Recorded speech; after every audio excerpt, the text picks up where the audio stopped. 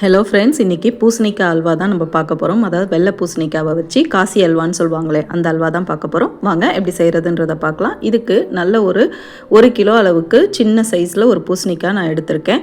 அதை விதையெல்லாம் எடுத்துகிட்டு இந்த மாதிரி தோலெல்லாம் சீவிட்டு எடுத்து வச்சுக்கோங்க. எடுத்து வச்சுட்டு கேரட் துருவியை பயன்படுத்தி இந்த மாதிரி துருவி எடுத்து வச்சுக்கோங்க.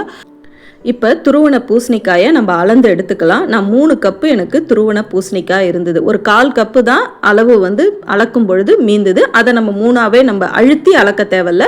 கொஞ்சமாக அப்படியே மேலால் அப்படி போட்டு தான் நம்ம அளக்குறோம். நீங்கள் பார்த்தீங்கனாலே தெரியும். அந்த தண்ணியை கீழே ஊற்றிடுங்க. இந்த பூசணிக்காயில் இருக்கிற தண்ணியிலே நமக்கு பூசணிக்காய் வெந்து வந்துடும். அந்த தண்ணி சில சமயம் நமக்கு கசப்பு ஏற்படுத்தும். அதனால் அந்த தண்ணி நமக்கு வேண்டாம். இப்போ பார்த்தீங்கன்னா இந்த 1/4 கப்பு இதை நான் 3 கப்பு அளவாகவே எடுத்துக்கிறேன். 1 கப்புக்கு 1/2 கப்பு சர்க்கரை கரெக்டாக இருக்கும். ஸோ இப்போ இதுக்கு நம்ம 1.5 கப்பு சர்க்கரை சேர்க்க போகிறோம். இப்போ இந்த பூசணிக்காவை நம்ம நெய்யில் வதக்கிட்டு வேக வைக்க போகிறோம். அதுக்கப்புறம் சர்க்கரை சேர்த்து அல்வா எப்படி செய்கிறதுன்றதை நம்ம பார்க்கலாம். இப்போ ஒரு அடிகனமான வானல் வச்சுக்கோங்க. அடுப்பில் வச்சுட்டு 1 டேபிள் ஸ்பூன் நெய் விட்டு ஃபஸ்ட்டு தேவையான அளவுக்கு முந்திரி பருப்பை நம்ம வறுத்து எடுத்துக்கலாம். அதே பேன்லேயே திருப்பி 2 டேபிள் ஸ்பூன் நெய் விட்டுக்கோங்க. நெய் இதுக்கு ரொம்ப குறைவாக தான் தேவைப்படும். அதனால் இப்போதைக்கு நான் 3 டேபிள் ஸ்பூன் போட்டிருக்கேன். இப்போ 2 டேபிள் ஸ்பூன் நெய்யில் துருவன பூசணிக்காவை சேர்த்து நல்லா வதக்குங்க. லோ ஃப்ளேமில் நல்லா இந்த நெய்யில் வதக்கிட்டு அதுக்கப்புறம் மூடி போட்டு நம்ம வேக வச்சிடலாம். தண்ணியெலாம் எதுவுமே சேர்க்க தேவையில்லை. இந்த பூசணிக்காயில் விடுற தண்ணியே அது வேகிறதுக்கு போதுமானதாக இருக்கும். இப்போ இது வேகட்டும். நடுவில் கிளறி விட்டுக்கிட்டே இருங்க, இல்லைனா அடி பிடிச்சிடும். இப்போ பார்த்தீங்கன்னா நல்லா இந்த தண்ணியெல்லாம் உறிஞ்சி இந்த பூசணிக்காய் நல்லா வெந்து வந்துடுச்சு. இப்போ அதே கப்பில் 1.5 கப்பு சர்க்கரை சேர்த்துக்கோங்க.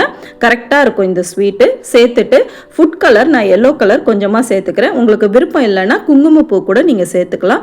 சேர்த்துட்டு இப்போ நல்லா இந்த மாதிரி கலந்து விடுங்க. இப்போ இந்த சர்க்கரை இலகி இந்த மாதிரி தான் இருக்கும். கொஞ்சம் நேரத்தில் பார்த்தீங்கன்னா நல்ல இலகி இந்த மாதிரி கண்ணாடி பதத்தில் இப்படி இருக்கும். இதுலேயே நீங்கள் கொஞ்சம் நேரம் கிண்டிக்கிட்டே இருந்தீங்கன்னா தேங்காய் பர்ஃபிலாம் கிண்டும் பொழுது பின் அடியில் நமக்கு பூத்து வரும் சுற்றி. அந்த மாதிரி அந்த ஸ்டேஜில் நம்ம நிறுத்திடணும். அப்போ தளத்தலன்னு தான் இருக்கும். என்னடா இது தளத்தலன்னு இருக்குதேன்னு நினைக்காதீங்க. கரெக்டாக இருக்கும் இந்த ஸ்டேஜ். இதை விட்டுட்டு நீங்கள் இன்னும் கிண்டிக்கிட்டே இருந்தீங்கன்னா அப்புறம் கல் மாதிரி ஆகிடும். அல்வா நல்லா இருக்காது. ஸோ இந்த ஸ்டேஜில் நிறுத்திடுங்க. இந்த ஸ்டேஜில் 1/2 டீஸ்பூன் ஏலக்காய் தூள், வறுத்த முந்திரி பருப்பு, 1 டேபிள் ஸ்பூன் நெய் இதை மட்டும் விட்டு 2 நிமிஷம் இப்படி கிளறி எடுத்துட்டோம்னா நம்மளுக்கு சுவையான பூசணிக்காய் அல்வா சூப்பராக ரெடி ஆயிடுச்சு. கண்டிப்பாக இது ட்ரை பண்ணி பாருங்கள். ட்ரை பண்ணி பார்த்துட்டு கமெண்ட் செக்ஷனில் எப்படி வந்ததுன்னு ஃபீட்பேக் சொல்லுங்கள். நம்ம சேனலை ஃபஸ்ட் டைம் பார்க்குறவங்களா இருந்தால் சப்ஸ்கிரைப் பண்ணிவிட்டு பெல் ஐக்கானையும் தட்டி விடுங்க.